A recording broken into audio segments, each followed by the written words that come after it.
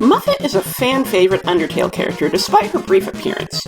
Maybe it's her design, maybe it's her catchy boss theme, perhaps it's some combo of the above, but despite being a fight barely relevant to the core plot, she's left a lasting impact, even overshadowing more central characters such as Asgore. So what if I told you there was hidden lore and characterization tucked away in the Genocide run? And what if I told you that characterization recontextualizes everything you see about her in the Neutral run? Yes, despite only needing a single hit to squash the spider, Muffet has an entirely new speech in the No Mercy fight, and this speech sheds some fascinating light on the game's more violent run, Muffet's character, and Alphys' futile attempts to save the day. But first, some context.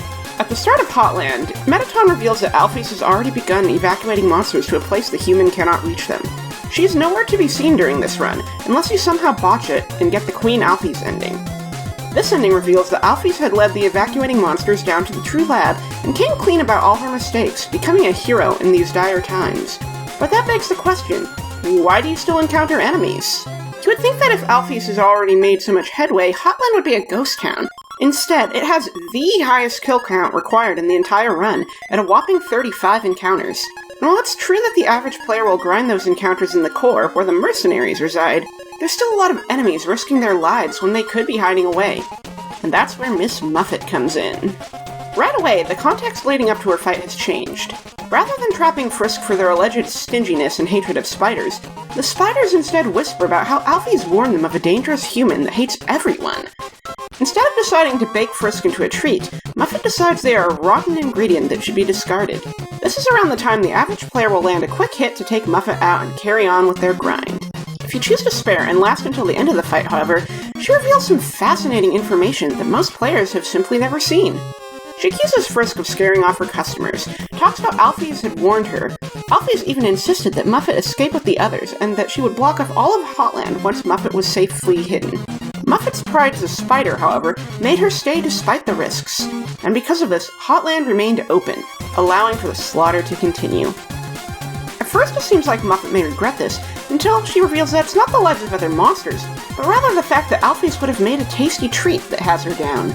She discusses her wishes to have made Alphys into a donut, and at the very end of the fight, when she hears that the human didn't harm any spiders, that's enough for her to let them go, even though by this point they've murdered dozens upon dozens of monsters and left a trail of dust in her cap. She brushes it off as a simple misunderstanding and invalidates Alphys' warnings, all because of spiders, even knowingly mentioning the hyper-crazy murder fest. This shows that Muffet is a deeply immoral character with little regard for the lives of others unless they are spiders, disregarding the fact that the spiders eat one another and bake each other in their treats. And the irony of it all is that unless you're looking to abort the run, she's gonna die anyway.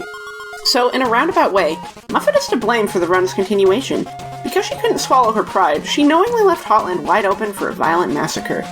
And it's funny to me because I feel like a lot of fanwork soften Muffet. When this route shows that outside of Spider-Kind, she generally doesn't care about others. Though I can't say I blame the fans when the Neutral run frames her intentions as more overtly altruistic.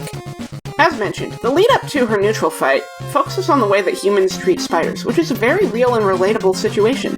Many people are terrified of spiders and will squash them without a second thought.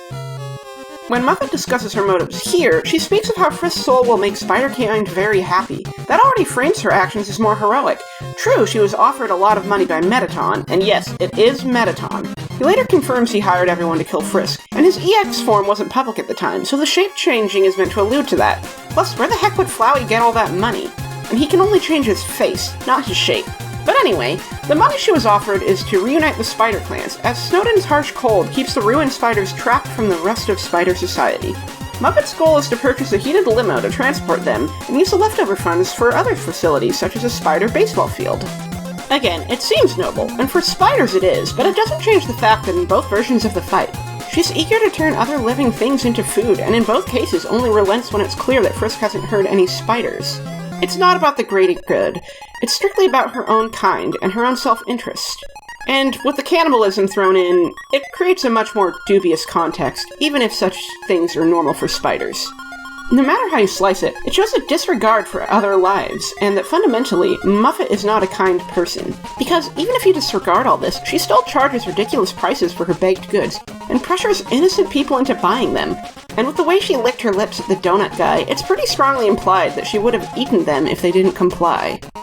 So while their words and actions in the No Mercy run may seem extreme, I'd argue it's actually quite consistent, and the softer depictions of Muffet in a lot of fanworks are more a result of framing her actions more heroically towards spiders in the pacifist and neutral runs, without the sheer depth of her amorality on full display.